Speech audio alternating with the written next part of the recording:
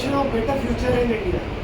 Jai Hind everyone. Today the topic of my lecture is the education system in India. Let us wind the clock approximately 200 years back in 1835 in the era of industrialization, when the Modern Education System in India Act came by Lord Macaulay. So this act was created under the industrialization on seeing it.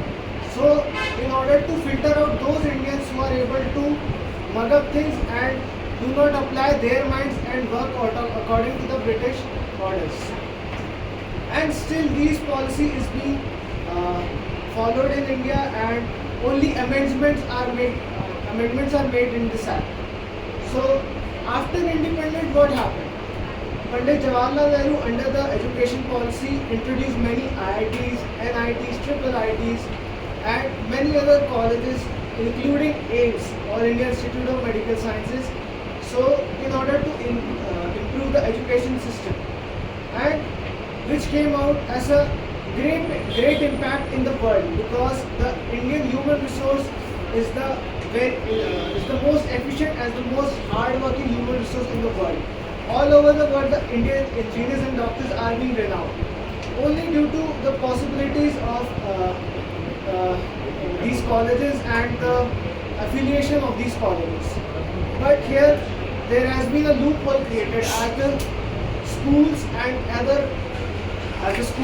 CBSE started to revise syllabus and reduce pressure on students, which in turn happened that the colleges started to improve their syllabus, their patterns, and started to improve their level.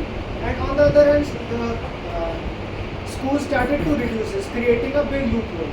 And the loophole was filled by the coaching industry, which came into picture in 1994 by V.K. Bansal sir, who left his job and started on a table giving tuitions to new students who are preparing for IIT entrance examinations. But this soon turned out to become an industry for the people who are making money according to this. Now Kota, Delhi have been created house for preparation of engineering as well as in UPSC preparations, creating creating disturbance in the mental health of the students. In the end, I would like to conclude that this is only happening due to loophole of the education system, which needs to be filled out by introducing new amendment act, not by new policies made by the government. And this can also be filled out by introducing skilling into the subject.